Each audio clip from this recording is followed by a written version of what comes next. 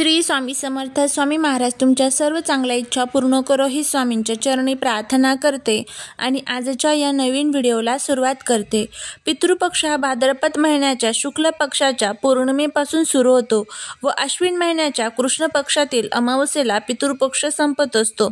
आपल्या हिंदू धर्मात पितृपक्षाला अत्यंत महत्त्व असते. या काळात आपल्या पितरांच्या आत्म्याच्या शांतीसाठी पूजन केले जाते. तसेच काही उपाय देखील केले जातात. या उपायाने आपला पितृदोष नाहीसा होतो.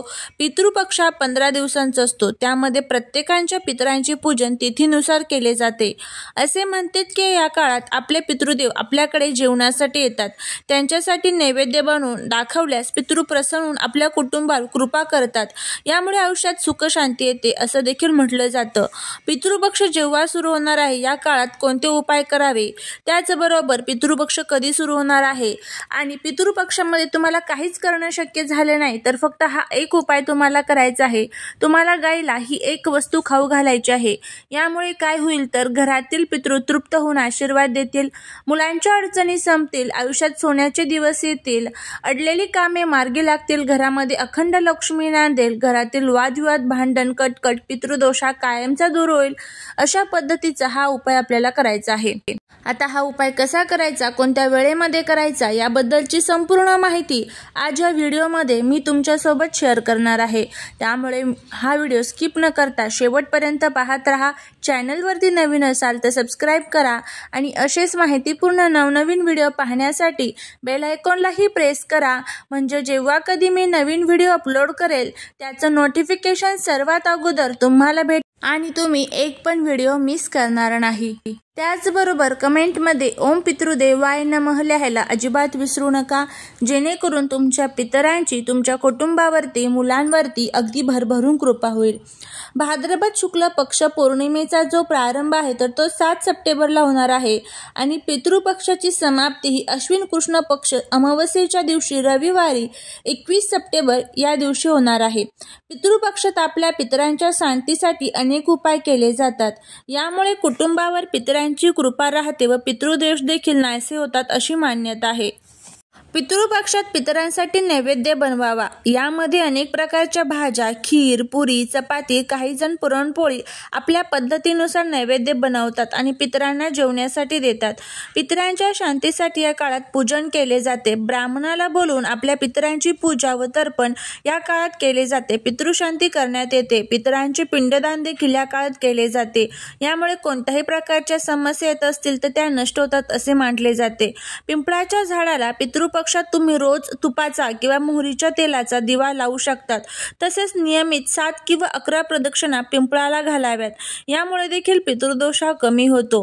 पितृपक्षात पक्ष्यांना धान्य टाकावे. असे केल्याने आपल्या सर्व दोष जे आहेत तर ते दूर होतात. कारण आपले पुत्र हे कोणत्याही पक्षाच्या रूपात येऊन ते खाऊन जाऊ शकतात आणि यामुळे पक्ष्यांना, जनावरांचा चारा तुम्ही खाण्यासाठी देऊ शकतात. गाईला देखील अनेक जण या काळात नैवेद्य देतात. तसेच तुमच्या आजूबाजूला जर कुत्रा असेल तर कुत्र्याला तुम्हाला पोळी खाऊ घालायची असते. यामुळे पापांपासून मुक्ती मिळते आणि पुण्याचे काम आपल्या हाती घडते. पितृपक्षात दान करण्यात देखील महत्त्व आहे. या काळात तुम्ही गरीब, गरजू व्यक्तींना अन्नदान करू शकता. तसेच त्यांना गरजेच्या वस्तू, अन्नधान्य, कपडे दान करू शकता. यामुळे सुद्धा आयुष्यातील बॅड लक कमी होते असं देखील म्हटलं जातं. त्याचबरोबर अजून भरपूर असे उपाय किंवा नियमांचे पालन हे पितृपक्षामध्ये करायचं असतं. पितृपक्षामध्ये घरामध्ये चुकूनही भांडण, कटकट, वादविवाद होणार नाही याची आपल्याला काळजी घ्यायची असते. त्याचबरोबर या पितृपक्षाच्या 15 दिवसामध्ये आपले पूर्वज जे असतात तर ते मृत्यू लोकातनं आपल्या अवतीभोवती निवास करत असतात. ते सूक्ष्म स्वरूपामध्ये असतात. त्यामुळे चुकूनही या कालावधीमध्ये आपल्या पूर्वजांबद्दल आपल्याला वाईट बोलायचं नसतं. त्याचबरोबर या कालावधीमध्ये अन्नदान, पिंडदान, तर्पण ह्या विधी आवर्जून आपल्याला करायचे असतात. हेच ते 15 दिवस असतात. ह्या 15 दिवसांमध्ये पितृदोषापासून आपण मुक्तता मिळवू शकतो. पण जर ह्या 15 दिवसामध्ये तुम्ही काहीच केलं नाही तर तुमच्या घरामध्ये पितृदोष वाढू शकतो आणि ज्या वेळेस पितृदोष आपल्यावरती येतो त्यावेळेस कधीच कोणत्याच प्रकारचे जे आपण काम हातामध्ये घेतो त्यामध्ये आपल्याला यश मिळत नाही. अनेक प्रकारचे संकटे, दुःखे, अडचणी आपल्या मागे लागतात. आपल्या घराची पतीची, मुलांची प्रगती कुठेतरी थांबून जात असते. घरामध्ये आलेला पैसा घरामध्ये टिकत नाही, सतत तो कुठे ना कुठे खर्च होऊन जातो. त्याचबरोबर आपल्या मनामध्ये अनेक प्रकारच्या इच्छा असतात आणि त्या इच्छा आपल्या पूर्ण होत नाही आणि या इच्छा मग धनप्राप्ती, लक्ष्मीप्राप्ती, कर्जमुक्ती किंवा नोकरी संबंधित असू शकतात किंवा अनेक शारीरिक मानसिक इच्छा असतात, तर त्या इच्छा आपल्या पूर्ण होत नाही. आणि त्याचबरोबर आपल्या जीवनामध्ये सतत अडचणी आणि अडथळे जे आहेत तर ते येत असतात. त्यामुळे प्रत्येक कोणतंही काम तुम्ही ज्यावेळेस हातामध्ये घेता त्यामध्ये आपल्या पूर्वजांचं स्मरण करणं हे खूप गरजेचं आहे. कारण ज्या प्रकारे आपल्या 12 महिन्यांचा आपलं 1 वर्ष असतं तर तो त्यांचा संपूर्ण 12 महिन्यांचा 1 दिवस मानला जातो. इतका संपूर्ण खडतळ प्रवास हा त्यांच्या जीवनामध्ये असतो. त्यामुळे पितृपक्षामध्ये रोज त्यांच्यासाठी घरामध्ये दक्षिण दिशेला तोंड करून तुम्हाला दिवा लावायचा आहे. त्याचबरोबर तुम्हाला त्या ठिकाणी दक्षिण दिशेला तोंड करून बसून पितृस्तुतीचं पठण करायचं आहे. यामुळे घरातील नवरा बायकोतील जे भांडण कटकट असतात तर ते कमी होतात. घरामध्ये शांती, एकोपा जो आहे तर तो टिकून राहतो.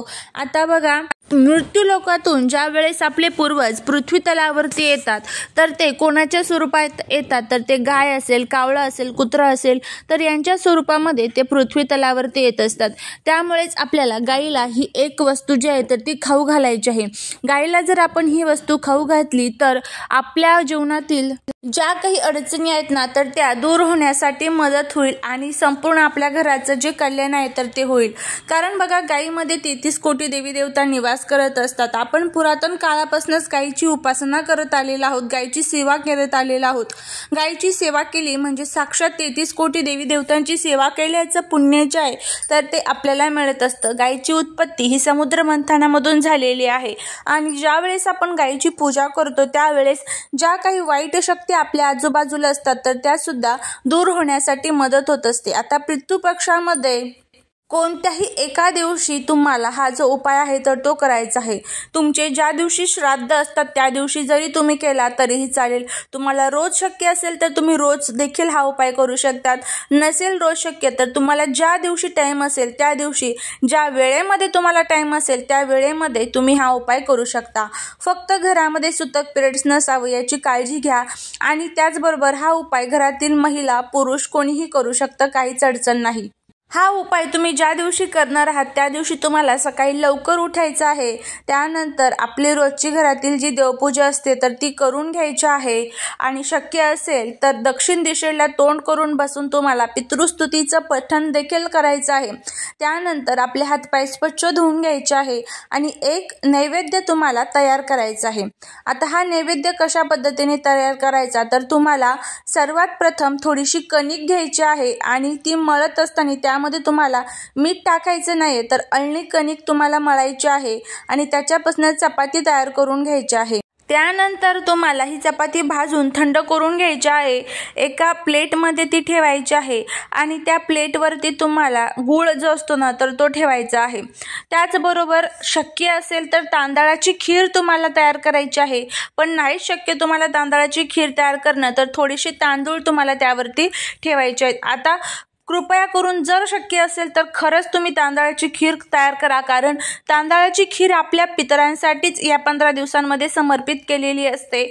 आणि त्यानंतर हा नैवेद्य घ्यायचा आहे. संपूर्ण घरातून हा नैवेद्य तुम्हाला फिरवायचा आहे. आपलं हॉल असेल, किचन असेल, बेडरूम असेल, संपूर्ण घरातून हा नैवेद्य फिरवायचा. तुमच्या आजूबाजूला जिथे कुठे गाय असेल त्या गायीजवळ तुम्हाला जायचं आहे आणि त्यानंतर गायीच्या 4ही पायांवरती पाणी तुम्हाला टाकायचं आहे. गायीला हळदी कुंकू अक्षता अर्पण करायचं आहेत आणि त्यानंतर हा नैवेद्य गाईला खाऊ घालायचा आहे. खाऊ घालत असताना गाईचा चेहरा जो आहे तर तो दक्षिण दिशेला होईल अशा पद्धतीला गाईला तुम्हाला हा नैवेद्य खाऊ घालायचा आहे. खाऊ घालत असताना हा एक नाव तुम्हाला घ्यायचं आहे, ते म्हणजे विषकपी महादेवांचं. हा जो उपाय आहे तर तो तुम्हाला मी शिवमहापुराण ग्रंथ जो आहे तर त्यामधून सांगत आहे. विषकपी महादेव असं म्हणून तुम्हाला हा नैवेद्य गाईला खाऊ घालायचा आहे. त्यानंतर गाईला थोडंसं पाणी सुद्धा तुम्हाला पिण्यासाठी द्यायचं आहे। अशा पद्धतीने तुम्हाला हा जो उपाय आहे तर तो करायचा आहे। अगदी साधा सोपा हा उपाय जर तुम्ही केला तर जीवनातील सर्व दुःख, दोष, दारिद्र्य, अडचणी हे दूर होताना दिसतील। त्याचबरोबर घरातील सर्व पितृदोष जो आहे तर तो सुद्धा तुम्हाला दूर होताना दिसेल। मुलांच्या प्रगती होईल, त्याचबरोबर आयुष्यात सोन्याचे दिवस येतील। असा हा उपाय तुम्ही आवर्जून करा, तुम्हाला याचा खूप चांगला फायदा होईल। चालेली सेवा ही महाराजांच्या चरणी रुजू करते। जर तुम्हाला हा व्हिडिओ आवडला असेल तर लाईक, शेअर आणि सबस्क्राईब करायला विसरू नका। भेटूया पुढच्या एका छानशा नवीन व्हिडिओ सोबत, एका नवीन माहिती सोबत। तोपर्यंत सर्वांना श्री स्वामी समर्थ।